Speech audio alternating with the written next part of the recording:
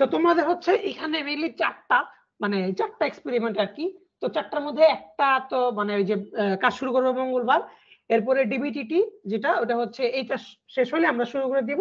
এরপরে বাকি থাকে হচ্ছে তোমাদের ফ্যাটিগ আর ক্রিপ। তো ফ্যাটিগ আর ক্রিপ হচ্ছে টেস্ট করার ফ্যাসিলিটি এখানে নাই।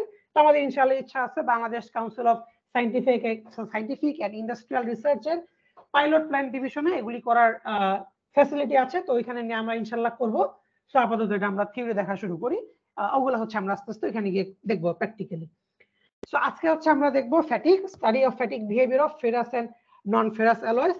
সো তোমরা হচ্ছে ফ্যাটিক সম্পর্কে তো তোমাদের একদম বেসিক আইডিয়া আছে, রাইট? যে সাইক্লিক লোড থাকে, সাইক্লিক লোডে ফিল করে। কারো কোনো কোশ্চেন আছে মানে এমনি ফ্যাটিকের বেসিক নিয়ে?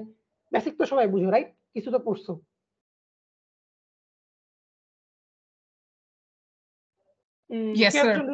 হ্যাঁ ঠিক আছে, তোমরা বেসিক পড়ছো যে সাইক্লিক লোড থাকে, সাইক্লিক লোডে হচ্ছে ফেলিউর হয়। এটা তোমরা আসলে ইন ডেপথ মানে এই সেমিস্টারে পড়বা।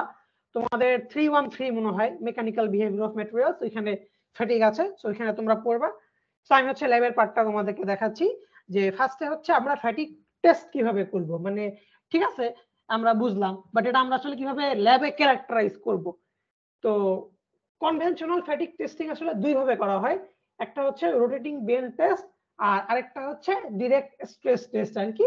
মানে এটা মানে দুটারই মেইন থিওরিটা বা কি বলবো মেইন আন্ডারলাইং মেকানিজমটা একই, যে আমরা হচ্ছে সাইক্লিক লোড দিব over a range of stress amplitude এবং নাম্বার অফ সাইকেল টু ফেলিউরটা রেকর্ড করব আর কি। মানে এক একটা স্ট্রেস অ্যামপ্লিটিউডে আমরা টেস্ট করব এবং প্রত্যেকটা স্ট্রেস অ্যামপ্লিটিউডের জন্য কত নাম্বার সাইকেলে গিয়ে ফেলিউরটা হচ্ছে ওটা হচ্ছে আমরা রেকর্ড করব। দেন হচ্ছে কি আমরা প্লট করব যে স্ট্রেস অ্যামপ্লিটিউড ভার্সেস হচ্ছে নাম্বার অফ সাইকেল। দেন হচ্ছে আমরা এসএন কার্ভটা পেয়ে গেলাম। দেন আমাদের হচ্ছে ক্যারেক্টারাইজেশনটা শেষ। সো এটা হচ্ছে মেইন আন্ডারলাইন ফান্ডামেন্টাল মেকানিজমটা আর কি, যে কিভাবে আমরা ফ্যাটিং টেস্টিংটা করব। এখন মেশিনটা অ্যাকচুয়ালি কিভাবে কাজ করে, সো এই জন্য আমরা যে মেশিনটা ইউজ করি এর নাম হচ্ছে রোটেটিং বেন্ড টেস্ট মেশিন। তো এই মেশিনটা আমাদের ডিপার্টমেন্টে 2011 সালে আনা হয়েছিল। 2.5 কোটি টাকা দাম ছিল এটার তখনকার সময়ে। বাট স্যাডলি হচ্ছে 5-6 বছর পরে এটা হচ্ছে মানে কি বলবো আউট অফ ওয়ার্ক আর কি, মানে নষ্ট হয়ে গেছে, এখন আর মানে চলে না আর কি। তো ওটা হচ্ছে আমরা জাস্ট দেখবো ল্যাবে গিয়ে মেশিনটা কিরকম, আর করতে হলে হচ্ছে আমাদের ওই বিসি স্যারে যেতে হবে আর কি। তো ইনশাল্লাহ আমরা ওইখানে দেখবো, তার এখানে গিয়ে এক্সপেরিমেন্টটা দেখবো, তার আগে মেশিনটা আমরা এখানে দেখবো আর কি। তো মেশিনটা দুই টাইপের হয়, একটা হচ্ছে ক্যান্টিলিভার লোডিং আর একটা হচ্ছে 2 অথবা 4 পয়েন্ট লোডিং। তো পরেরটা মানে যেটা 2 অথবা 4 পয়েন্ট লোডিং এটা হচ্ছে সবচেয়ে বেশি ইউজ হয় আর কি, মানে ওয়াইডলি ইউজড এটা। তো এটা আসলে কিভাবে কাজ করে বা এটা মেকানিজমটা কি? সো তোমরা সলিড মেকানিক্স এর কোনো কোর্স করছো? সলিড মেকানিক্স যেখানে তোমরা 3 পয়েন্ট লোডিং, বেন্ডিং বা flexural test, modulus of rupture test এগুলো করছো কোথাও? না স্যার। না স্যার। আচ্ছা ঠিক আছে, তাহলে তো ইয়া থেকে বুঝাইতে হবে, একদম প্রথম থেকে বুঝাইতে হবে। সো আসি। সো মনে করো একটা বিম আছে, হ্যাঁ মনে করো এরকম একটা বিম আছে। তো হ্যাঁ এরকম একটা বিম, ধরে নাও এটা ফ্ল্যাট, আমি বাক্সি বাঁকা ধরে নাও ফ্ল্যাট আর কি। তো এখানে তুমি মনে করো একটা সাপোর্ট দিলা, এখানে তুমি হচ্ছে আরেকটা সাপোর্ট দিলা। এটা হলো দুটা পয়েন্ট গেল, আর এখানে তুমি মনে করো যে আরেকটা পয়েন্ট দিলা, ঠিক আছে? এখন এই পয়েন্ট দিয়ে তুমি হচ্ছে মনে করো লোড অ্যাপ্লাই করলা, আর এই দুইটা পয়েন্ট ফিক্স মনে করো গ্রাউন্ডের সাথে কানেক্টেড। এখন লোড অ্যাপ্লাই করলে কি হবে, মানে বিমটা বেন্ড করার কথা না, বেঁকে যাওয়ার কথা না, কিভাবে বাঁকবে? এই যে আমি শেপটা কি দেখো, এই যে তো এইভাবে বেঁকে যাওয়ার কথা না, কি মনে হয় এইভাবে কি বাঁকবে? Yes sir. Yes sir. এইভাবে অ্যাকচুয়ালি বাঁকবে। এখন এই যে বাঁকলো, এটার কারণে তার মধ্যে একটা বেন্ডিং মোমেন্ট আছে এবং তার একটা সারফেসে হচ্ছে কম্প্রেসিভ লোড আছে, আর একটা সারফেসে হচ্ছে টেনসাইল লোড আছে। মানে উপরে একটা সারফেস, এই উপরে মনে করো এই একটা সারফেস, আর নিচে হচ্ছে এই একটা সারফেস। তো কোন একটা সারফেস আসলে কম্প্রেশনে চলে গেছে আর কোন একটা সারফেস আসলে টেনশনে চলে গেছে। সো কেউ কি বলতে পারবা কোন সারফেসটা আসলে কম্প্রেসড অবস্থায় চলে গেছে? নিচেরটা হচ্ছে টেনসাইল, উপরটা কম্প্রেস, নিচেরটা টেনসাইল। আচ্ছা উপরেরটা কম্প্রেশন, কয়জন এগ্রি করতেছো? আমি স্যার। স্যার আমি এগ্রি করতেছি। আচ্ছা নিচেরটা কম্প্রেশন কে কে ইয়া করতেছো, এগ্রি করতেছো? আচ্ছা, কেউ আগে করতেছো না? হ্যাঁ, এটাই মানে উপরেরটা হচ্ছে কম্প্রেশনে যাবে আর নিচেরটা হচ্ছে টেনসাইলে যাবে। আর এটা তুমি একটু চিন্তা করলে বুঝতে পারবা যে উপরের ম্যাটেরিয়ালটা আসলে আমরা কম্প্রেস করতেছি এভাবে বাঁকানোর ফলে, আর নিচের ম্যাটেরিয়ালটাকে আমরা টান দিচ্ছি, মানে একদম ছড়াই দিচ্ছি, স্প্রেড করে দিচ্ছি। এই জন্য নিচের ম্যাটেরিয়ালটা টেনশনে চলে আসবে। তো আমি যদি স্ট্রেস ডিস্ট্রিবিউশনটা আঁকি, ওভার দা হচ্ছে থিকনেস, এই যে এই বরাবর হচ্ছে মনে করো তোমার থিকনেসটা, আর এই বরাবর হচ্ছে তোমার স্ট্রেসটা আর কি, স্ট্রেস। সো পজিটিভ স্ট্রেস মানে হচ্ছে টেনসাইল, নেগেটিভ স্ট্রেস মানে হচ্ছে কম্প্রেসিভ। সো আমি কি বললাম, উপরের সারফেসটা হচ্ছে কম্প্রেশনে থাকবে, এই যে দেখো কম্প্রেশন, আর নিচের সারফেসটা হচ্ছে টেনসাইলে থাকবে, এটা হচ্ছে টেনসাইল, এন্ড মাঝখানে গ্র্যাজুয়ালি হচ্ছে এটা চেঞ্জ হবে। সো একদম মাঝখানে একটা মিড পয়েন্ট থাকবে যেখানে হচ্ছে তোমার কোনো টেনসাইল লোডও পড়বে না, কোনো কম্প্রেসিভ লোডও পড়বে না, ওটাকে বলা হয় হচ্ছে নিউট্রাল অ্যাক্সিস। ওই অ্যাক্সিসে কোনো কম্প্রেসিভও পড়ে না, টেনসাইলও পড়ে না, এবং ওই নিউট্রাল অ্যাক্সিসের উপরে হচ্ছে কম্প্রেসিভ পড়ে আর নিচে হচ্ছে টেনসাইল পড়ে।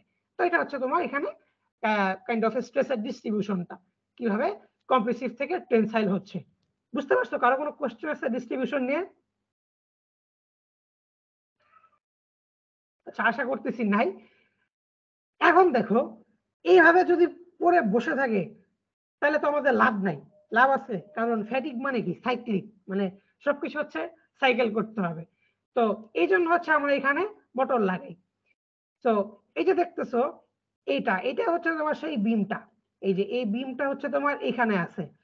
এই যে দুটা মেইন বিয়ারিং, এই দুটা মেইন বিয়ারিং হচ্ছে তোমার দুইটা সাপোর্ট, আর এখানে হচ্ছে দুইটা পয়েন্ট আছে, এই দুই পয়েন্ট আমরা হচ্ছে লোড অ্যাপ্লাই করতেছি। তো এখানে আমি দেখেছিলাম একটা পয়েন্ট দিয়ে, বাট দুইটা পয়েন্ট দিয়ে করা যায়।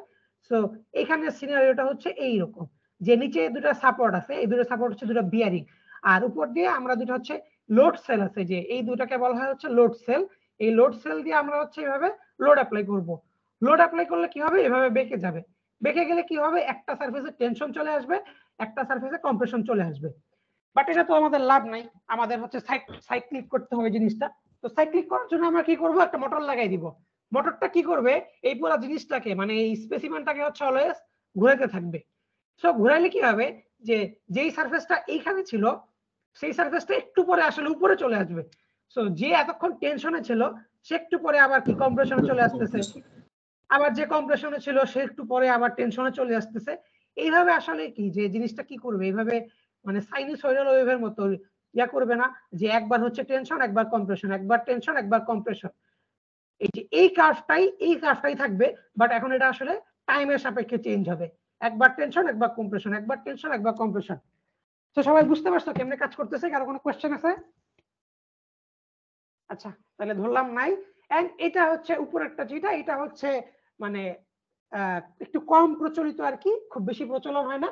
এখানেও সাপোর্ট থাকে, দেন এখানে একটা মানে ক্যান্টিলিভার বিম থাকে, এদিক দিয়ে লোড দেওয়া হয়, এন্ড এখানে হচ্ছে স্ট্রেস পড়ে, দেন হচ্ছে তুমি মোটর দিয়ে ঘোরাও আর কি। ওকে, বাট আমরা হচ্ছে মেইনলি এটাতে ইন্টারেস্টেড, এটা আমরা দেখবো। গেল। তো এই যে দেখো, এটা হচ্ছে একটা মানে অ্যাকচুয়াল সেটআপের ছবি। সো এই যে লোড সেলটা, সো লোড সেলে হচ্ছে ডিজিটালি তোমার চেঞ্জ করা যায়, অথবা এখানে ম্যানুয়ালি দেখো ওরা লোড অ্যাপ্লাই করতেছে।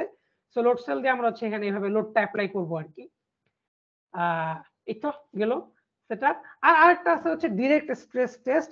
তো এটা হচ্ছে একদম ডিরেক্ট আর কি, মানে the stress distribution over the cross section is uniform, মানে ইউনিফর্মলি পুরো ক্রস সেকশনে হচ্ছে টেনসাইল পড়বে বা কম্প্রেশন করবে, মানে মেইনলি বেসিক্যালি ইউটিএস মেশিনের মতো।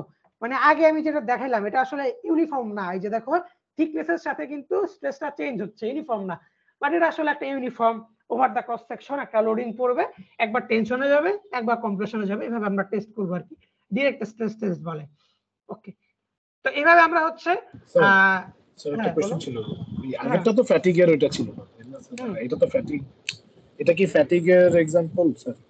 হ্যাঁ, রোটেটিং বেন্ড টেস্ট যেটা, এটা তো ফ্যাটিগের एग्जांपल না স্যার, এর পরের ছবিটা এটা ডিরেক্ট, যেটা ডিরেক্ট স্ট্রেস টেস্ট, এই যে এটা ডিরেক্ট স্ট্রেস। জি স্যার। হ্যাঁ, এটাতে হচ্ছে কি যে বললাম ইউটিএম মেশিন, এটা দিয়ে তুমি একবার টেনসাইল দিবা একবার কম্প্রেসিং দিবা, একবার টেনসাইল দিবা একবার কম্প্রেসিং দিবা আর কি, মানে হ্যাঁ ম্যানুয়ালি আর কি। ওকে, তো এরপরে আমরা হচ্ছে বিভিন্ন স্ট্রেসের জন্য কত সাইকেলে হচ্ছে ফেল করতেছে সেটা আমরা আইডেন্টিফাই করব। এটাই হচ্ছে বেসিক্যালি এসএন কার্ভ, যে অবভিয়াসলি স্ট্রেস যত আমরা বাড়াবো স্ট্রেস যত আমরা বাড়াবো তত হচ্ছে কি যে কম সাইকেলের দিকে ফেলিউরটা চলে আসবে, মানে সাইকেলের number of cycle to failure হচ্ছে তত কমে আসবে আর কি। এটা হচ্ছে স্বাভাবিক ব্যাপার, এটা হচ্ছে ফ্যাটিক, এই ইয়াটা ফলো করে এটা তোমরা আসলে থিওরিতে পড়তে পারবা।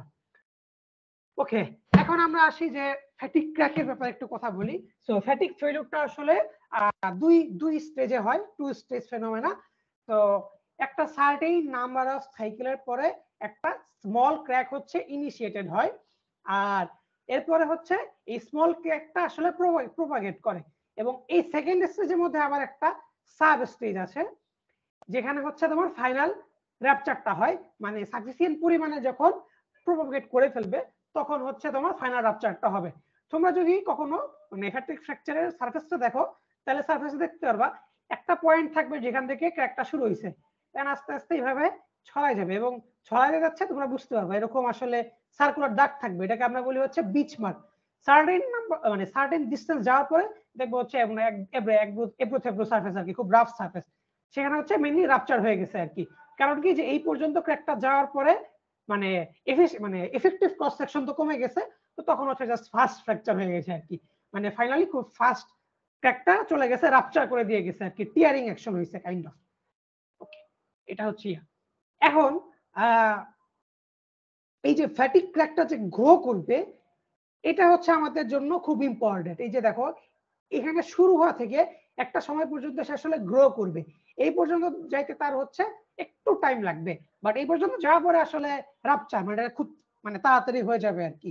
এখন এই টাইমটা একটু ইম্পর্টেন্ট, কেন ইম্পর্টেন্ট? আমরা যদি এই টাইমের মধ্যে আইডেন্টিফাই করে ফেলতে পারি যে আমার কম্পোনেন্টের মধ্যে একটা ফ্যাটিক ক্র্যাক ডেভেলপ করছে, তাহলে আমরা কি এটা কোনোভাবে রিপেয়ার করতে পারবো বা পার্টটা হচ্ছে রিপ্লেস করতে পারবো যাতে পুরো মেশিনটা আসলে মানে সচল থাকে। বড় বড় স্ট্রাকচার মনে করো একটা বড় ক্রেন বা সাপোজ একটা হচ্ছে বিমান, সো এখানে যদি ফ্যাটিক ফ্র্যাকচার হয় তাহলে তো খালি একটা পার্ট ডিস্ট্রয় হবে না, পুরো কম্পোনেন্টটা পুরো বিমানটা পুরো ক্রেনটাই হচ্ছে ভেঙে পড়বে। বাট তার আগে যদি আমরা দেখি যে না একটা ছোট কম্পোনেন্টে একটা স্ক্রুতে বা একটা বোল্টে এরকম ফ্যাটিক ক্র্যাক ইনিশিয়েট হয়েছে, দেন আমরা যদি রিপ্লেস করে ফেলি তাইলে কি আমরা পুরো স্ট্রাকচারটাকে বাঁচাইতে পারলাম। সো আমাদের মানে এই গ্রোথ রেটটা হচ্ছে আমাদের জন্য ইম্পর্টেন্ট। এখন আমরা আসি যে কিভাবে এই জিনিসগুলো হচ্ছে ডিটারমাইন করা হয় আর কি। তো ফ্যাটিক ক্র্যাক প্রপাগেশন টেস্টিং আর কি, তো এটা হচ্ছে মানে একটা ইন্ডাস্ট্রিয়াল প্রসেস বা ইন্ডাস্ট্রিয়াল প্রসেস না ঠিক, মানে একদম ফিল্ড পর্যায়ে মনে করো বিমানের মেইনটেনেন্স বা কোনো একটা মেশিনের মেইনটেনেন্স। তো তখন কিভাবে করা হয় যে এই পুরো স্যাম্পলের ওভারঅল চেঞ্জ ইন রেজিস্ট্যান্সের মাধ্যমে ক্র্যাক লেন্থ আমরা আসলে মাপি, ঠিক আছে? তো এই জিনিসটা কিভাবে যে ইলেকট্রিক পটেনশিয়াল ড্রপ মেথডে করা হয়, যে আমরা হচ্ছে একটা কনস্ট্যান্ট ডিরেক্ট কারেন্ট পাস করব, মানে হচ্ছে একটা ডিসি কারেন্ট এদিক দিয়ে হচ্ছে ঢুকবে এদিক দিয়ে হচ্ছে বের হবে, দেন হচ্ছে এখানে পটেনশিয়াল প্রোব থাকবে, এখানে আমরা একটা পটেনশিয়াল নিব, এখানে হচ্ছে আমরা আরেকটা পটেনশিয়াল নিব। তো দেখো এইখানের মধ্যে এখানে মনে করো একটা ক্র্যাক সাইজ আছে, আবার এখানে আরেকটা ক্র্যাক সাইজ আছে, এবং এর মধ্য দিয়ে যখন কারেন্টটা পাস করবে তার মধ্যে কি একটা হচ্ছে ভোল্টেজ ড্রপ হবে রেজিস্ট্যান্সের মাধ্যমে, রেজিস্ট্যান্সের কারণে, এবং ক্র্যাকটা যখন আস্তে আস্তে বড় হবে তখন কি রেজিস্ট্যান্সটা আসলে চেঞ্জ হবে না। তো রেজিস্ট্যান্স যখন চেঞ্জ হবে ক্র্যাক চেঞ্জের কারণে তখন কি পটেনশিয়াল ড্রপটাও চেঞ্জ হবে, কারণ পটেনশিয়াল ড্রপটা তো রেজিস্ট্যান্সের কারণে হয়, দুটো পয়েন্টের মধ্যে যদি রেজিস্ট্যান্স থাকে তাহলে তো পটেনশিয়ালটা হচ্ছে ড্রপ করে। সো ওইভাবে যখন ক্র্যাক লেন্থ চেঞ্জ হবে তখন রেজিস্ট্যান্স চেঞ্জ হবে, তখন আমরা দেখতে পারবো যে হ্যাঁ এখন একটু আগে মানে 2 দিন আগে আমরা দেখতেছিলাম এই দুই পয়েন্টের মধ্যে পটেনশিয়াল ড্রপ মনে করো 5, এখন আমরা দেখলাম 5 না 5 থেকে অন্য কিছু, তখন বুঝবে আসলে যে ক্র্যাক হচ্ছে আস্তে আস্তে বড় হচ্ছে আর কি। So the resistance of the specimen changes as the crack grows and it is detected by measuring the potential drop across the mouth of the starter notch আর কি। এরকম একটা নচ থাকবে, নচের নিচে ধরো এখানে একটা ক্র্যাক গ্রো করতেছে, তখন আমরা পটেনশিয়াল ডিফারেন্সের চেঞ্জ হইলে বুঝতে পারবো যেখানে আসলে একটা ক্র্যাক আছে এবং ক্র্যাকটা আসলে ধীরে ধীরে চেঞ্জ হচ্ছে বা বড় হচ্ছে, দেন আমরা কি এটা চেঞ্জ করতে পারবো আর কি। তো সবাই বুঝতে পারছো? কারো কোনো কোশ্চেন আছে?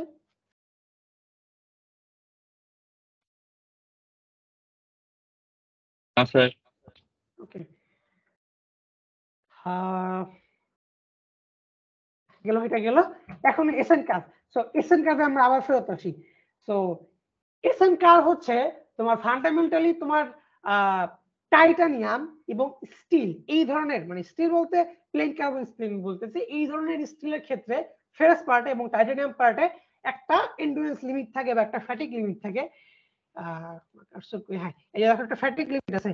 ফ্যাটিক লিমিটের মানে হচ্ছে তুমি যদি এই একটা লেভেল মনে করো 300 স্ট্রেস অ্যামপ্লিটিউড, এই একটা লেভেলের নিচে থাকো, তাহলে তুমি হচ্ছে অলওয়েজ সেফ। মানে এটা জিনিসটা আসলে এইভাবে চলে গেছে।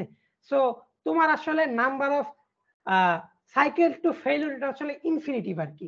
মানে ইনফিনিটিভ না ঠিক, মানে এটা হচ্ছে ইনসেনসিটিভ আর কি। যেমন অ্যালুমিনিয়ামের কথা চিন্তা করো, number of cycle to failure এটা আসলে স্ট্রেস অ্যামপ্লিটিউডের উপরে ডিপেন্ড করবে। তুমি যদি 300 অ্যাপ্লাই করো তাহলে তুমি হচ্ছে এইখানে থাকতে পারবা, মানে 10⁴ এর চেয়ে একটু বেশি, এখানে গেলে তোমার ফেলিউরটা হবে। আর তুমি যদি 100 অ্যাপ্লাই করো তাহলে হচ্ছে আরো অনেক বেশি, মনে করো 10⁻⁴ কত, ধরো 10⁹ 10⁹ এ গিয়ে হচ্ছে ফেলিউরটা হবে। বাট তুমি যদি এই ইয়ার ক্ষেত্রে, স্টিলের ক্ষেত্রে এই যে রেঞ্জটা আছে, রেঞ্জ না, এই যে স্ট্রেস অ্যামপ্লিটিউডটা আছে 300 নিচে থাকো, তাইলে কি তুমি আসলে সেফ না, মানে তোমার আসলে ফেলিউর হবে না, ফ্যাটিং এর মাধ্যমে তোমার ফেলিউরটা হবে না কি। এটা হচ্ছে এন্ডুরেন্স লিমিট এবং এটা হচ্ছে তোমার মানে ফেরাস পার্টের জন্য কি বলবো একটা আশীর্বাদ আমাদের জন্য। মানে আমরা যখন ডিজাইন করি তখন আমরা চিন্তা করলে হলো কি যে আমাদের যে এন্ডুরেন্স লিমিট আছে তার নিচে রাখবো, তাইলে হচ্ছে ফ্যাটিক ফেলিউরটা হবে না। বাট আমরা যখন অ্যালুমিনিয়াম নিয়ে কাজ করব তখন আমাদের অলওয়েজ চিন্তা করা লাগে আমার স্ট্রেস অ্যামপ্লিটিউড কত, দেন হচ্ছে এটা নাম্বার অফ সাইকেল কত, দেন এটা লাইফ টাইম কত। সো অ্যালুমিনিয়াম বা এই ধরনের মেটালের ক্ষেত্রে আমাদের অলওয়েজ এটা চিন্তা করা লাগে যেটা লাইফ টাইম কত, ডিপেন্ডিং অন এর স্ট্রেস অ্যামপ্লিটিউড কত। বাট স্টিলের ক্ষেত্রে একটা ফ্যাটিক লিমিট আছে যেটা নিচে আসলে এটা আসলে সেফ। এটা আসলে মানে ফ্যাটিকটা স্ট্রেস অ্যামপ্লিটিউড তুমি এইটার নিচে থাকলে স্ট্রেস অ্যামপ্লিটিউড যতই দাও মানে নাম্বার অফ সাইকেল আসলে স্ট্রেস অ্যামপ্লিটিউডের উপরে ডিপেন্ড করতেছে না। সো এটা কেন হয়, এটার পিছনে বিভিন্ন ধরনের ব্যাখ্যা আছে। আমি কিছু ব্যাখ্যা পড়ছি স্ট্যাকিং ফর এনার্জি দিয়ে, কিছু ব্যাখ্যা পড়ছি আমি হচ্ছে স্ট্রেইন এজিং দিয়ে। তো এটা হচ্ছে তোমার থিওরিতে পড়বা, তখন হচ্ছে এটা ডিটেইলসে পড়বা যে কেন স্টিল এরকম একটা ভালো একটা বিহেভিয়ার, আমাদের জন্য আশীর্বাদ, এরকম একটা বিহেভিয়ার শো করে। বাট আপাতত এই লেভেলের জন্য একটুকুই জানো যে হ্যাঁ স্টিলের জন্য তোমার এরকম একটা সেফ লিমিট আছে আর কি, যেটা নিচে আসলে তোমার স্ট্রেস অ্যামপ্লিটিউডের উপরে ডিপেন্ড করে না, নাম্বার অফ সাইকেল। বুঝতে পারছো? কারো কোনো কোশ্চেন আছে? স্যার নন ফেরাস অ্যালয় বা কোনো সাবস্টেন্সের ক্ষেত্রে স্যার আমরা একটা ফ্যাটিক লিমিট পাবো, বাট ফেরাস কোনো কিছুর ক্ষেত্রে লিমিটটা পাবো না, মানে ইনফাইনাইট পর্যন্ত যাবে, ব্যাপারটা কি এরকম? কাইন্ড অফ, মানে স্টিলের ক্ষেত্রে দেখো আমি একটু মুছি, একটু মনে হয় একটু হিজিবিজি হয়ে গেছে, আমি মুছি। তো দেখো স্টিলের ক্ষেত্রে আমি একটা ফ্যাটিক লিমিট মার্ক করে দিছি, সাপোজ এটা হচ্ছে 300, রাইট? সো দেখো 300 এর পরে হচ্ছে কার্ভটা কিন্তু প্যারালালি চলে গেছে আর কি। তার মানে কি তুমি 200 এ থাকো, 100 এ থাকো, 300 এ থাকো, এটা আসলে ইন্ডিপেন্ডেন্ট, মানে ফ্যাটিক লাইফটা স্ট্রেসের সাথে ডিপেন্ড করতেছে না। কিন্তু তুমি যদি 300 ক্রস করো তাহলে দেখো এটা কিন্তু ডিপেন্ডেন্ট হয়ে যাচ্ছে। তুমি যদি 400 অ্যাপ্লাই করো তাহলে এখানে ফেলিউর হবে, 500 অ্যাপ্লাই করো এখানে অ্যাপ্লাই হবে। বাট 300 নিচে থাকলে তুমি kind of safe. But aluminium ব্যাপারে চিন্তা করো, তোমার কিন্তু এরকম কোনো লিমিট নাই, এই কার্ভটা কিন্তু এরকম যাইতেই থাকবে যাইতেই থাকবে যাইতেই থাকবে। সো তুমি যত ছোট স্ট্রেস অ্যামপ্লিটিউড দাও না কেন, একটা সময় গিয়ে মানে অনেক নাম্বার অফ সাইকেলের পরে গিয়ে এটা আসলে তোমার ফ্যাটিক ফেলিউর দিকে যাবেই আসলে। বাট স্টিলের ক্ষেত্রে একটা লিমিট আছে, ফ্যাটিক লিমিট। সো এটা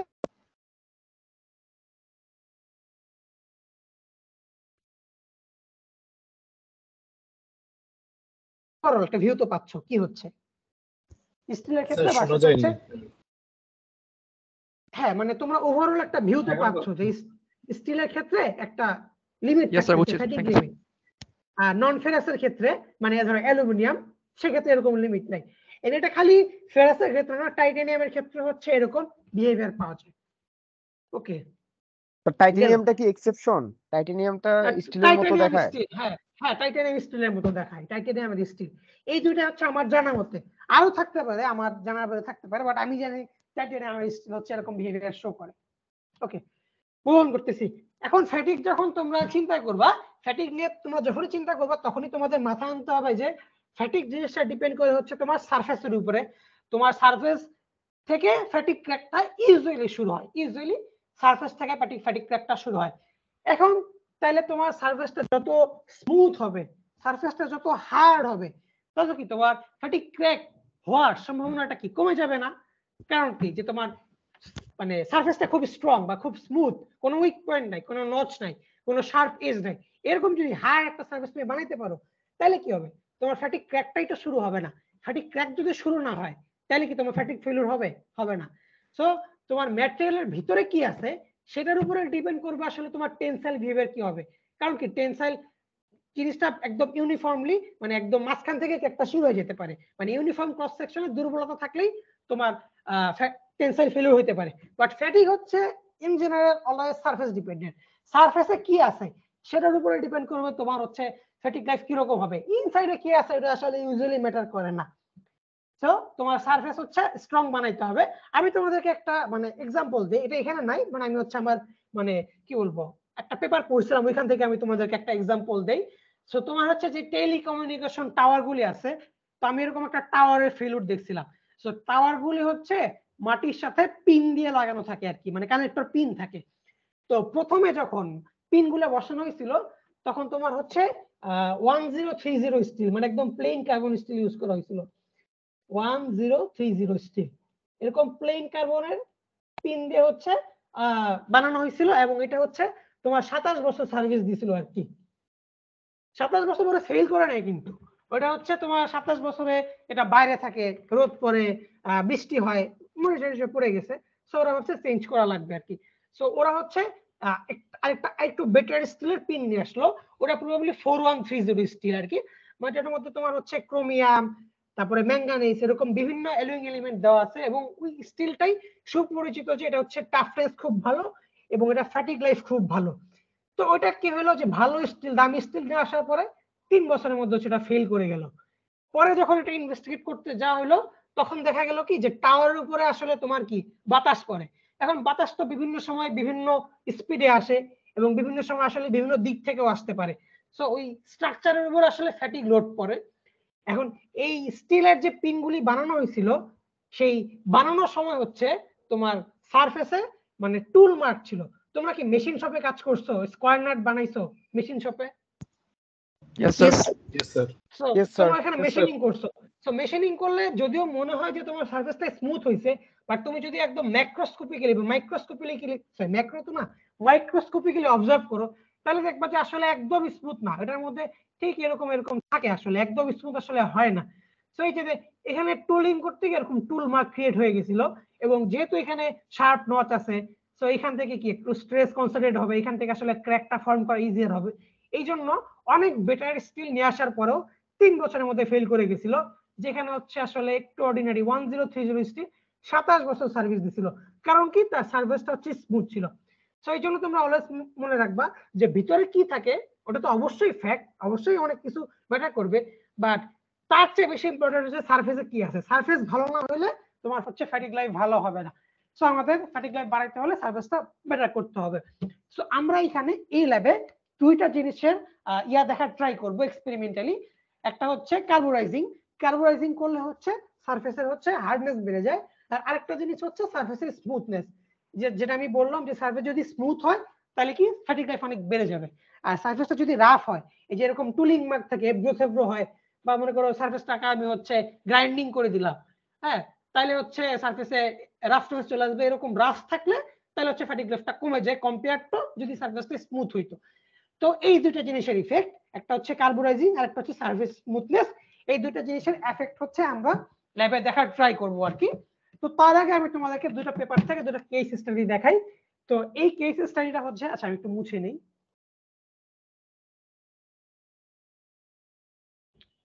সো এই কেস স্টাডিটা হচ্ছে তোমার একটা স্টিলের উপরে প্লেন কার্বন স্টিল না, এখানে বিভিন্ন ধরনের অ্যালুইং এলিমেন্ট আছে, ক্রোমিয়াম নিকেল মোলিবডেনাম।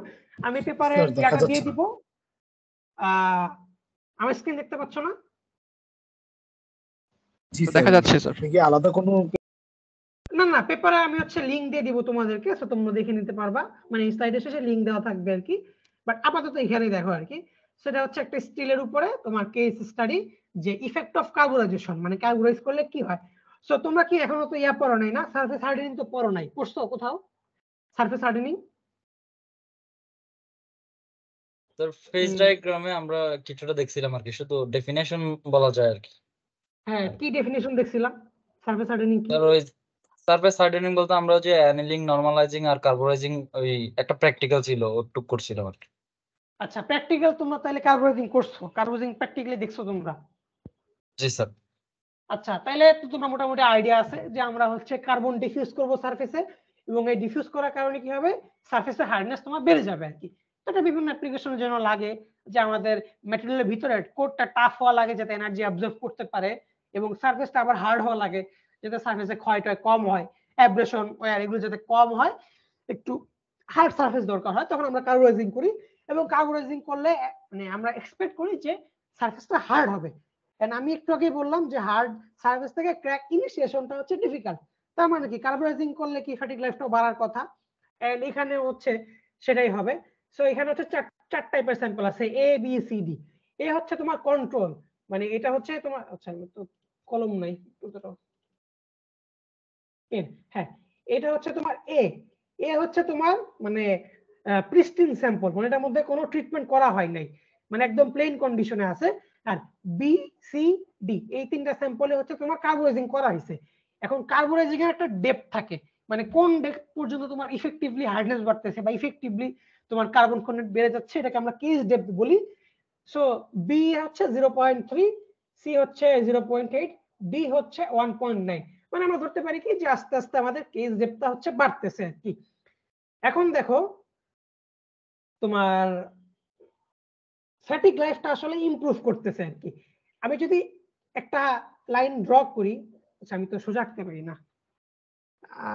এই যে আমি যদি এরকম একটা স্ট্রেট লাইন ড্র করি, ধরে নাও এটা স্ট্রেট, আসলে স্ট্রেট না, ধরে নাও স্ট্রেট। সো দেখো এই সাইকেল টু ফেলিউরের জন্য কোন স্যাম্পলের কতটুকু স্ট্রেস লাগতেছে। প্রথম স্যাম্পল যেটা হচ্ছে এ, তার জন্য লাগতেছে মনে করো 800 তে গিয়ে সে হচ্ছে এই পরিমাণ সাইকেলে হচ্ছে ফেল করতেছে। তারপর একটা দেখো এটা হচ্ছে বি, এটা হচ্ছে তোমার বি, এটাতে হচ্ছে একই সাইকেল টু ফেলিউরের জন্য অনেক বেশি সে নিতে পারতেছে, মনে করো কত 1100, সাপোজ 1100 নিতে পারতেছে। তারপরে হচ্ছে সি, সি হচ্ছে কোনটা পিঙ্কটা, এটা হচ্ছে সি, সে আরো বেশি নিতে পারতেছে।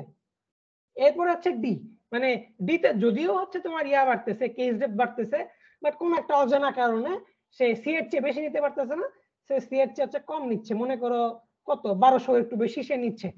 সো ইন জেনারেল আইডিয়াটা কি যে স্যার যখন পিঙ্ক আমরা কালারটা সি হবে না?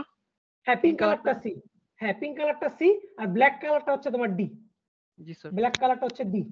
সো ইন জেনারেল আইডিয়াটা হচ্ছে যে তুমি যখন কার্বোরাইজিং করতেছো তখন মানে স্ট্রেস বেশি দিচ্ছ, মানে একই সাইকেল টু ফেলিউরের জন্য স্ট্রেস অনেক বেশি দেওয়া লাগতেছে, তাহলে কি এটা আমাদের জন্য ভালো না?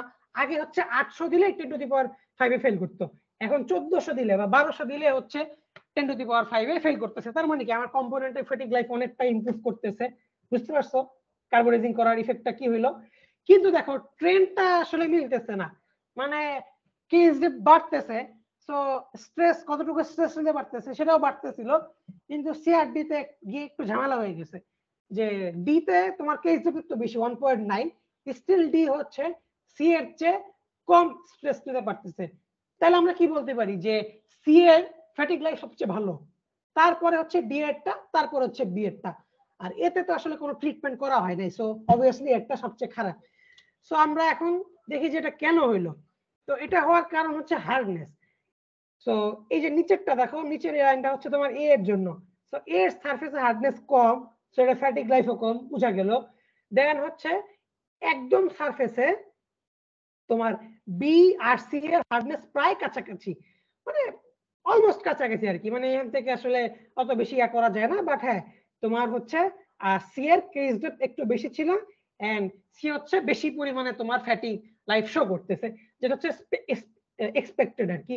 ডি এরটা দেখো, এটা হচ্ছে ডি এর কার্ভ, ডি এর পিক যদিও বেশি, কিন্তু একদম সারফেসে দেখো, একদম সারফেসে ডি এর হার্ডনেসটা হচ্ছে কম, একদম সারফেসে হচ্ছে তোমার ডি এর হার্ডনেসটা হচ্ছে তোমার একটু কম, এই জন্য হচ্ছে তোমার ডি মানে একটু পুয়ার বিহেভিয়ার শো করতেছিল আর কি।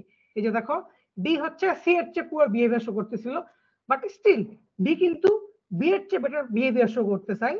বি হচ্ছে নিচে, তার উপর হচ্ছে ডি, বাট তুমি যদি এখানে দেখো তাহলে কি দেখতেছো, বি এর হার্ডনেসটা বেশি, মানে একদম সারফেসে বি এর হার্ডনেসটা বেশি, বাট স্টিল ডি এর যদিও হার্ডনেসটা কম, সে হচ্ছে বেটার ফ্যাটিক প্রপার্টি শো করতেছে। তাহলে তো মিললো না। আমি এতক্ষণ কি বলতেছিলাম, যার সারফেসে হার্ডনেস বেশি হবে সে হচ্ছে বেটার ফ্যাটিক লাইফ শো করবে। সো বি এর হার্ডনেসটা বেশি, ডি এর হার্ডনেসটা একটু কম সারফেসে, বাট স্টিল ডি হচ্ছে কি তোমার বেটার ফ্যাটিক লাইফ শো করতেছে।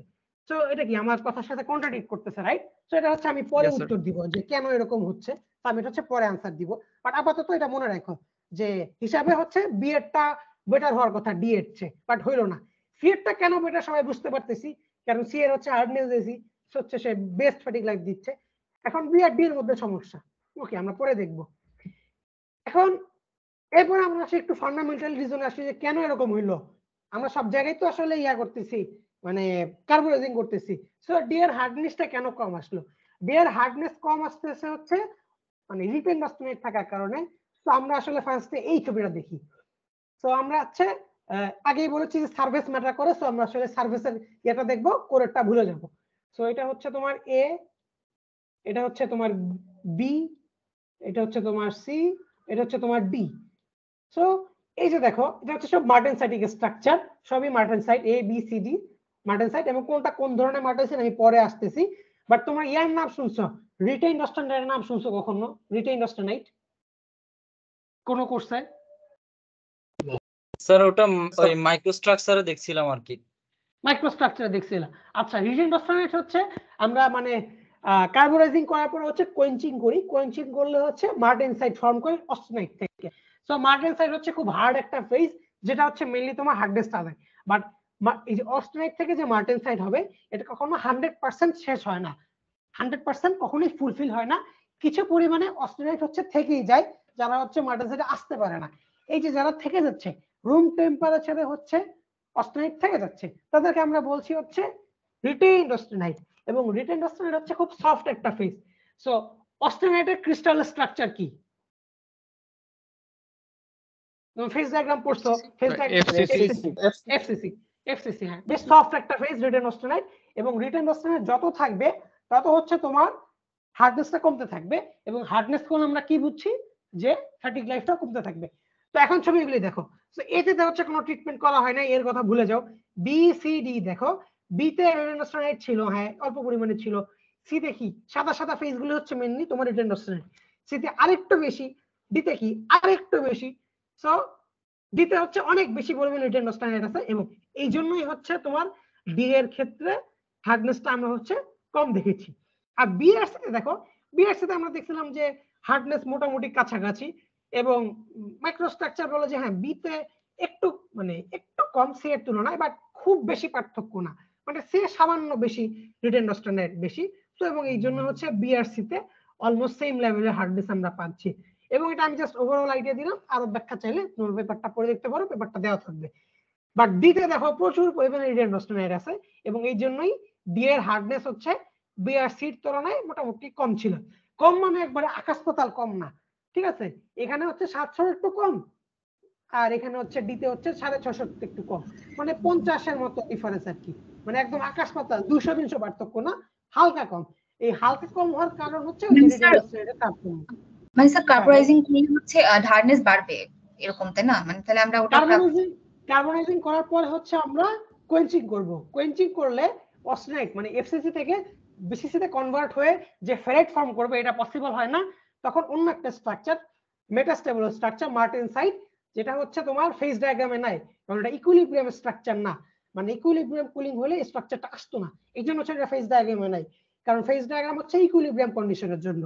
বাট আরেকটা স্ট্রাকচার হচ্ছে যেটা হচ্ছে মেটাস্টেবল বা নন ইকুইলিব্রিয়াম স্ট্রাকচার মার্টেনসাইট, সেটা হচ্ছে ফর্ম হয় যদি তোমরা কোয়েঞ্চিং করো, মানে খুব দ্রুত কুল করো, তখন কার্বন অ্যাটম গুলি ডিফিউজ আউট করে এফসিসি থেকে বিসিসি যে কনভার্ট হবে এই কনভার্সনটা সম্ভব হয় না, তখন অন্য একটা স্ট্রাকচার মার্টেনসাইট ফর্ম করে, যে স্ট্রাকচারটা হচ্ছে প্রচুর পরিমাণে হার্ড। এই জন্য কার্বোরাইজিং করার পরে কোয়েঞ্চিং করলে আমরা হার্ডনেস বেশি পাবো সারফেসে। বুঝতে পারছো? কোনো কনফিউশন আছে বলতে পারো? তার ওই গ্রাফটাতে হচ্ছে এক্স অ্যাক্সিস বরাবর ডিসটেন্স ফ্রম সারফেস ছিল, এটা মানে কি বোঝাচ্ছে আবার একটু যদি ক্লিয়ার করতে। আচ্ছা, তো আমি কি বলেছি যে কার্বোরাইজিং করলে সারফেসের মধ্যে কার্বন ডিফিউজ করে, সারফেস হার্ডনেস বাড়ে। এই যে দেখো সারফেস থেকে দূরে আস্তে আস্তে কি সবগুলি কার্ভ মিলে গেছে না, একই পয়েন্টে মিলে গেছে না, এ বি সি ডি সবগুলো কি দূরে আসলে একটাই কার্ভ শো করতেছে, কারণ কি এটা হচ্ছে কোর, কোর যা ছিল তাই আছে, মানে কোরে কার্বন কন্টেন্ট যা ছিল তাই আছে, কোরে হচ্ছে কার্বোরাইজিং এর কোনো ইফেক্ট নাই। কার্বোরাইজিং ইফেক্ট থাকবে হচ্ছে সারফেসে। সারফেসে হচ্ছে কার্বন ডিফিউজ করবে, কার্বন ডিফিউজ করলে কার্বন কন্টেন্ট বেড়ে যাবে, কার্বন কন্টেন্ট বেড়ে গেলে এই যে অস্টেনাইড থেকে মার্টেনসাইট ফর্ম করবে, এই ফর্মেশনের টেন্ডেন্সি বেড়ে যাবে। এই জন্য হচ্ছে তোমার অস্টেনাইড থেকে মার্টেনসাইট ফর্ম করবে, এবং যখন ফর্ম করবে তোমার ধাপ করে হচ্ছে তোমার হার্ডনেস বেড়ে যাবে। এই যে দেখো ধাপ করে তোমার হচ্ছে হার্ডনেস বেড়ে গেছে, এবং এই যে বেড়ে গেছে, এই বেড়ে যাওয়ার ব্যাপারটা কি, ডিসটেন্স ফ্রম সারফেস, মানে সারফেস থেকে কিছু দূর পর্যন্ত সীমাবদ্ধ। কিন্তু একদম ভিতরে গেলে, মানে তুমি যদি একদম ভিতরে করে চলে যাও, তখন কি সবগুলা সেম, কারণ সবগুলো আসলে একই পজিশনে আছে। কার্বোরাইজিং এর ইফেক্টটা করে পর্যন্ত পৌঁছায় নাই, কার্বোরাইজিং এর ইফেক্টটা সারফেসে সীমাবদ্ধ আছে, এবং এই জন্যই কার্বোরাইজিং হচ্ছে একটা সারফেস হার্ডেনিং ট্রিটমেন্ট। কার্বোরাইজিং করে আমরা ইউজুয়ালি সারফেসে হার্ডনেসটা বাড়াই, সারফেসে কার্বন ডিফিউজ করে, এই জন্য সারফেসে হার্ডনেস বেড়ে যায়। এবং এই যে বেড়ে যায়, এটা আসলে আমরা কম মানে কন্ট্রোল করতে পারি যে কত দূর পর্যন্ত বাড়লো। এই বি স্যাম্পলটা দেখো, বি স্যাম্পলটা এটা দেখো অল্প দূর পর্যন্ত গেছে, তারপরে কি মিলে গেছে। তারপরে সি স্যাম্পলটা দেখো, সেটা আরেকটু দূর পর্যন্ত গেছে, তারপরে মিলে গেছে। ডি দেখো অনেক দূর পর্যন্ত গেছে, মানে কি যে কার্বন যে ঢুকতেছে ভিতরে ঢুকতেছে, বিতে একটু ঢুকতেছে, সিতে তার চেয়েও বেশি দূর ঢুকতেছে, ডিতে তার চেয়েও বেশি দূর ঢুকতেছে। এবং এটা আসলে আমরা টেম্পারেচার কতক্ষণ ধরে রাখবো, এই জিনিসগুলি কন্ট্রোল করার মাধ্যমে আমরা কন্ট্রোল করতে পারি যে কত দূর পর্যন্ত কার্বন ঢুকবে ইফেক্টিভলি, কতটুকু পর্যন্ত মার্টেনসাইট ফর্ম করবে, এবং কতটুকু পর্যন্ত হার্ডনেসটা তোমার কোরের তুলনায় বাড়বে। এটা হচ্ছে তোমার ডিসটেন্স ফ্রম সারফেসের সাথে রিলেশনটা। ঠিক আছে, বুঝতে পারছো? হ্যাঁ ইয়েস স্যার, বুঝতে পারছি। ওকে,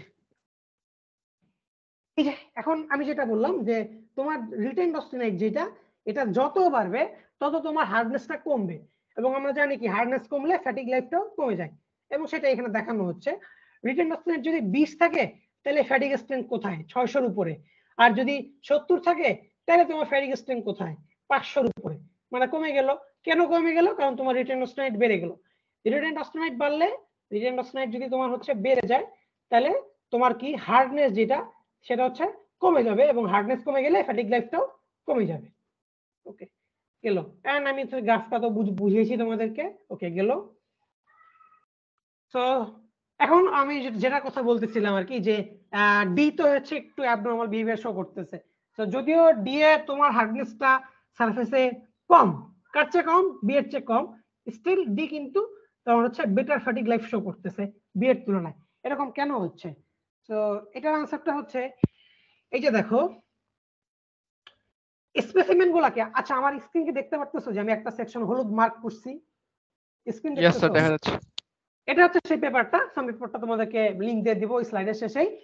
এখন যখন তোমার স্পেসিমেনে হচ্ছে কার্বোরাইজেশন করা হয়, তখন কি হয় যে হার্ডনেসটা বাড়ে, এবং এর সাথে সাথে কি হয় যে তোমার হচ্ছে রেসিডুয়াল কম্প্রেসিভ স্ট্রেস চলে আসে সারফেসের মধ্যে।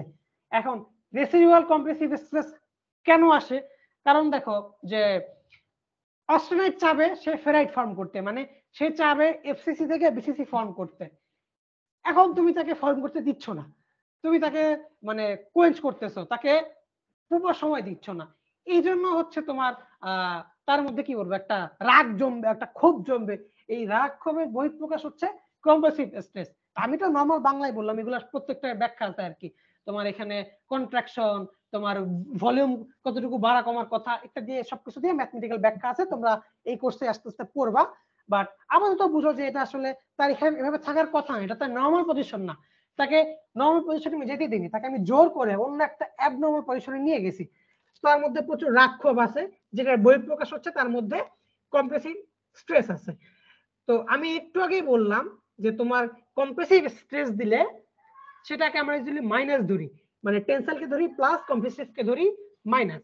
এখন দেখো একটা কম্পোনেন্ট সে মানে কোনো কিছু করা হয় নাই, সে নরমাল অবস্থাতেই আছে, তার মধ্যে আমি 70 টেনসাইল দিলাম, সে 70ই হচ্ছে টেনসাইল ফিল করবে। গেল।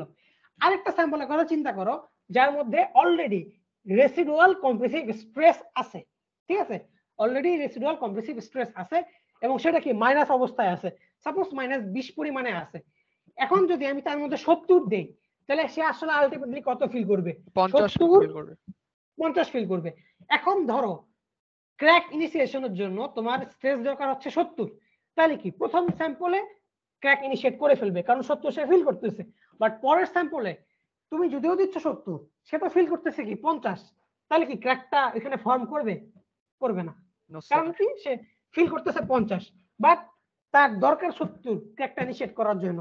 তুমি যদি আরেকটু বাড়ায় 90 দাও, তাহলে সে আলটিমেটলি 70 ফিল করবে এবং ক্র্যাকটা হচ্ছে ইনিশিয়েট করবে। সো এই জন্য কম্প্রেসিভ স্ট্রেস দিলে হচ্ছে তোমার ক্র্যাক ফর্মেশনটা একটু ডিফিকাল্ট হয়ে যায়। এবং যখন এরকম একটা সিচুয়েশন চলে আসে যে সারফেসের মধ্যে তোমার কম্প্রেসিভ স্ট্রেস চলে আসলো, তখন যেটা হয় যে সারফেসে আসলে আর ফ্যাটিক ক্র্যাকটা হচ্ছে ইনিশিয়েট করে না। তখন কি করে, সারফেস থেকে ইনসাইডে ফ্যাটিক ক্র্যাক ইনিশিয়েশনের পজিশনটা ট্রান্সফার হয়ে যায়।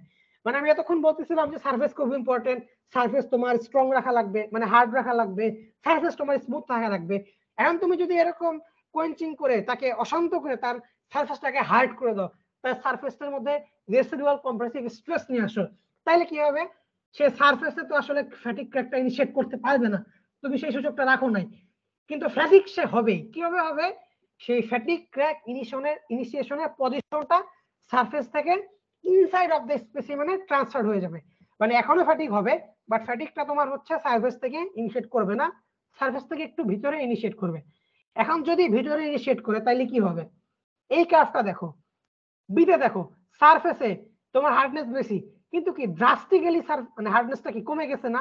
সো সারফেস থেকে একটু ভিতরে, মনে করো এই পয়েন্টে হার্ডনেস কি অনেক কম না? অনেক কম। বাট ডিতে দেখো, ডিতে হার্ডনেস বরং ভিতর আস্তে আস্তে বাড়তেছে।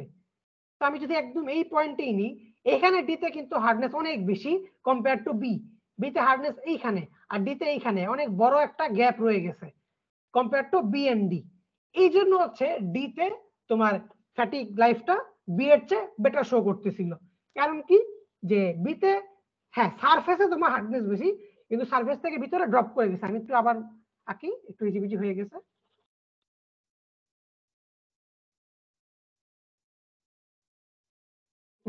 বি কোনটা ছিল, এই যে এটা।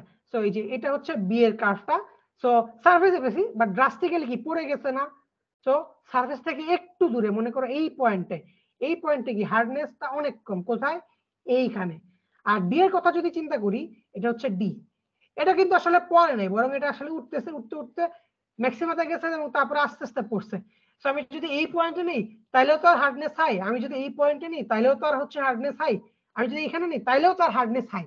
কিন্তু বিতে দেখো একটু পরেই পড়ে গেছে এবং হার্ডনেস এখানে অনেক কম।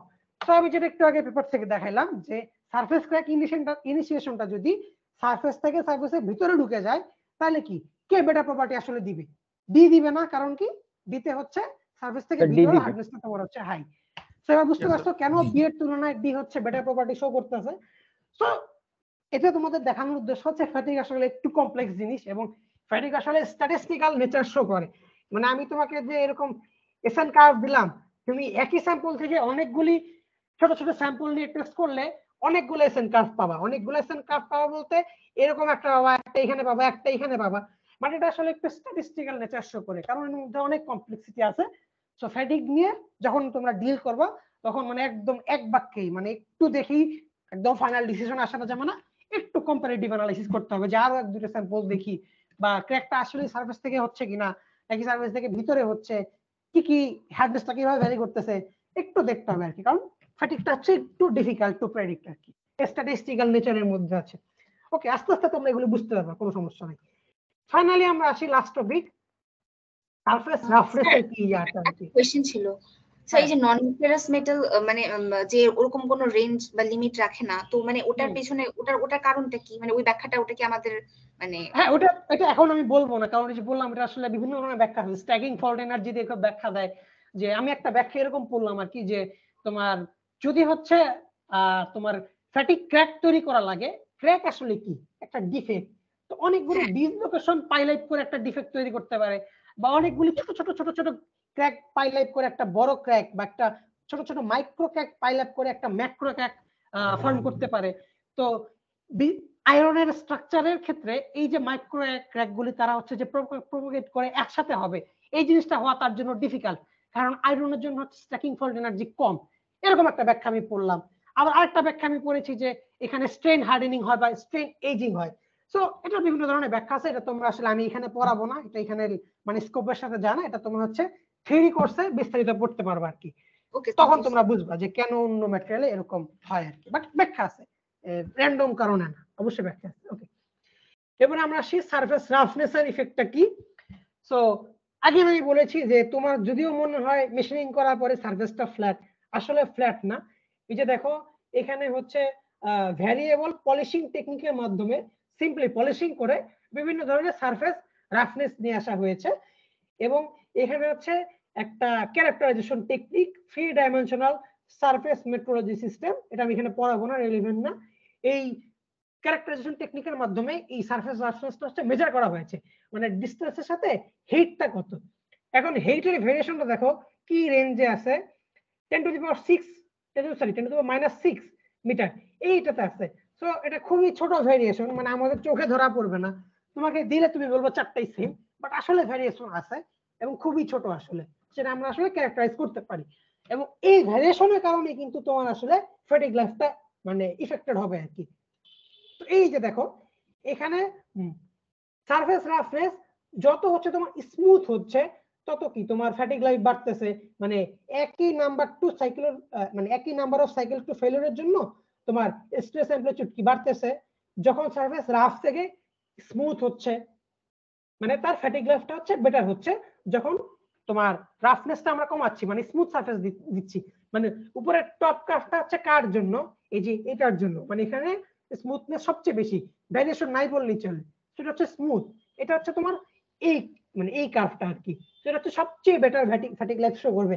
দেন আমরা হচ্ছে যত পরিমাণে রাফনেস বাড়াবো, যত রাফ করব, তত হচ্ছে আমার ফ্যাটিগ লাইফটা হচ্ছে কমতে থাকবে। কারণ কি যে সারফেসের যে রাফনেস গুলো আছে এগুলো হচ্ছে ছোট ছোট নচের ন্যায় কাজ করে আর কি, এবং নচগুলোতে কি হয় স্ট্রেসটা কনসেন্ট্রেটেড হয়, স্ট্রেস কনসেন্ট্রেশনের কারণে ইজিলি সেখান থেকে ক্র্যাক ইনিশিয়েটেড হয়, এবং ক্র্যাক ইনিশিয়েট হয়ে গেলে কি আমাদের ফ্যাটিগ ফেলিউর দিকে চলে যাবে।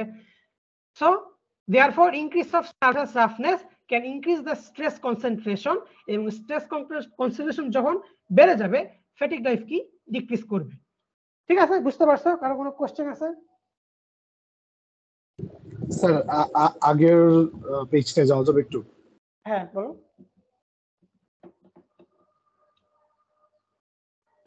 স্যার এই জায়গায় কি মানে এক একটা এক এক রকম স্যাম্পল দেওয়া হয়েছে, মানে হাইট তো এখানে ডিফারেন্ট, আবার মানে একই স্যাম্পল ম্যাটেরিয়াল বিভিন্ন পলিশিং, একই ম্যাটেরিয়াল বিভিন্ন পলিশিং টেকনিক। হয়তো ধরো মনে করো একটা এমআরই পেপারের রাফনেস বেশি ছিল, একটা এমআরই পেপারের রাফনেস কম ছিল, এরকম মনে করো 4 ধরনের এমআরই পেপার দিয়ে, 4 না এখানে 3 ধরনের বেসিক্যালি। এটা তো হচ্ছে তোমার কন্ট্রোল, মানে যেটা তোমার এস কাস্ট কন্ডিশন বা রড কন্ডিশনে আছে সেটা এর উপর কিছু করা হয়নি, বাট এই স্যাম্পলটাতে হচ্ছে ঘষে ঘষে বা পলিশিং করে হ্যাঁ রাফ করা হয়েছে আর কি। এন্ড দেখো এখানে রাফনেসটা অনেক বেশি, এখানে হাইট এক জায়গায়, এখানে হাইট এক জায়গায়, এখানে অনেক বেশি, এখানে তার চেয়ে কি ডিফারেন্সটা একটু কম, এটা একটু মোর স্মুথ, এটা মিডিয়াম স্মুথ। সেইভাবে রাফনেসটা বাড়ানো হয়েছে এই দিকে, এবং এইভাবে হচ্ছে প্লট করা হয়েছে যে রাফনেসটা যত বাড়বে তোমার হচ্ছে কি মানে কম স্ট্রেসেই ফেল করে যাবে ফর একই number of cycles to failure. ঠিক আছে, আর কারো কোনো কোশ্চেন আছে? হ্যাঁ বলো। রিটেইনড অস্টেনাইটটা বাড়ার সাথে সাথে ফেটিক স্ট্রেন্থ কমে যায় দেখলাম স্যার, এটা কি আরেকটু মানে ব্যাখ্যা দেওয়া যাবে স্যার আরেকটু? হ্যাঁ ঠিক আছে। সো তোমার অস্টেনাইটের ক্রিস্টাল স্ট্রাকচারটা কি? এফসিসি। সো আমরা জানি কি এফসিসির মধ্যে তোমরা আগের ক্লাসে দেখছো যে এফসিসির মধ্যে তোমার হচ্ছে কি বলবো ডিসলোকেশনের মুভমেন্টটা ইজিয়ার, আগের ক্লাসে কিন্তু কোর্সশিট পড়াইছে তোমাদেরকে। জি স্যার, ওখানে সাইজ একটু বড় হয়। হ্যাঁ এফসিসি তে তোমার হচ্ছে এফসিসি হচ্ছে তোমার একটু সফটওয়্যার একটা ফেস। এখন এখানে আমাদের টার্গেট কি? মার্টেন সাইড বানানো। মার্টেন সাইড হচ্ছে তোমার হার্ড একটা ফেস, ঠিক আছে, খুবই হার্ড একটা ফেস। এখন এই হার্ড ফেজের মধ্যে তোমার যদি কিছু পরিমাণে সফট জায়গা কমে চলে আসে তাহলে কি তোমার আলটিমেটলি হার্ডনেসটা কি কমে যাবে না? যেমন মনে করো সাপোজ 100% মার্টেন সাইড, 100% করা সম্ভব না, সাপোজ 100% মার্টেন সাইড, আর আরেকটা জায়গায় তোমার 90% মার্টেন সাইড প্লাস হচ্ছে 10% হচ্ছে তোমার রিটেনড অস্টেনাইট। এখন রিটেনড অস্টেনাইট তো খুব সফট, এটা দিলে কি ওভারঅল তোমার হার্ডনেসটা একটু কমে যাবে না? জি তো হার্ডনেস যদি কমে যায় তাহলে ফ্যাটিগ লাইফ ইনিশিয়েশনটা ইজি হবে, এই জন্য তোমার রিটেনড অস্টেনাইট বাড়লে ফ্যাটিগ লাইফ হচ্ছে কমে যায়। Thank you sir. ওকে, আর কারো কোনো কোশ্চেন আছে? ওকে, যদি কোশ্চেন না, হ্যাঁ বলো। তোমাকে শুনতে পাচ্ছি না। বাকি কেউ কথা শুনতে পাচ্ছ?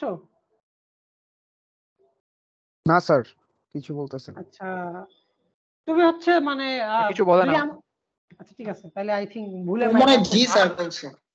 ও আচ্ছা ঠিক আছে, তাহলে আই থিঙ্ক ঠিক আছে, ওকে গেল। সো আর যদি কারো কোনো না থাকে তাহলে আমি বলি যেটা আমরা কেমনে করব আসলে। সো ফার্স্ট অফ অল এই জিনিসটা করতে অনেক টাইম লাগে, বুঝতে পারছো? অনেক টাইম লাগে। এই যে দেখো আমি তোমাদেরকে যদি কার্ভগুলো দেখাই, কার্ভ কই গেল, এসএন কার্ভ, এই যে নাম্বার অফ সাইকেল তো অনেক আসলে, মানে যেই মেশিনে দিব সেই মেশিন তো আর একদম অনেক বেশি স্ট্রেস দিতে পারবে না, তার তো একটা লিমিট আছে। মানে আমি জানি না তার লিমিট কত। সো ধরলাম মনে করো মেশিনটা তোমার এইখানে লোড দিতে পারে, সাপোজ এইখানে। তো এখানে ফেল করতে কি আমার কতক্ষণ থাকা লাগবে? 10⁶। তোমার কি মনে হয় মানে 10⁶ পর্যন্ত বসে থাকা আমাদের জন্য সম্ভব না? তো মানে এই টেস্টগুলো যেভাবে করা হয় আর কি, যে অনেক ঘন্টা, মানে লাইক কয়েকশো ঘন্টা ধরে টেস্টটা করা হয় আর কি। মানে আমি যেসব পেপার দেখলাম আর কি, লিটারালি গিগা সাইকেল ফ্যাটিক বলে, মানে 10⁹ সাইকেলে গিয়ে ফ্যাটিক হবে। মানে এতগুলা সাইকেল তো বসে থাকা সম্ভব না। তো অনেকক্ষণ ধরে হয় আর কি। তো আমি যদি তোমাদেরকে নিয়েও যাই, তো আমরা প্রবাবলি হচ্ছে মানে একদম ফেলিউরটা দেখতে পারবো না। মানে ফেল যে করতেছে এটা আমরা একদম সামনাসামনি তো দেখতে পারবো না, কারণ কি যে অনেক টাইম লাগবে। তো আমি যেটা চেষ্টা করব, আমি জানি না মানে কতটুকু অ্যাকমপ্লিশ করতে পারবো আর কি, আমি বলে আসবো যে আমি স্যাম্পল দিয়ে যাব, স্যাম্পলের হচ্ছে ওরা টেস্ট করে রাখবে আর কি, টেস্ট করে তোমাদেরকে ডাটা দেখবে। আর হচ্ছে সামনাসামনি আমি যেটা করব যে অ্যালুমিনিয়ামের ক্ষেত্রে প্রবাবলি হচ্ছে স্ট্রেস অত বেশি লাগে না। সো লো সাইকেল একটা ফ্যাটিক যে অল্প সাইকেলে ফেল করে যাবে, এটা তোমাদেরকে দেখানোর ট্রাই করবো যদি সম্ভব হয়।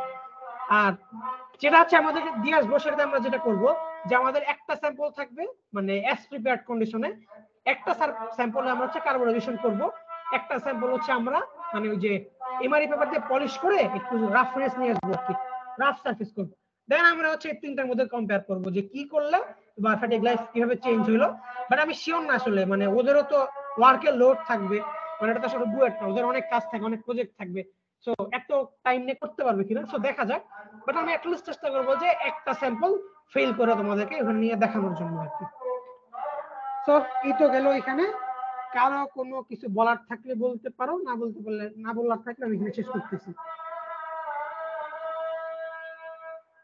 ঠিক আছে, আই থিঙ্ক কারো কিছু বলার নাই, এখানে শেষ করতেছি। সবাইকে অসংখ্য ধন্যবাদ।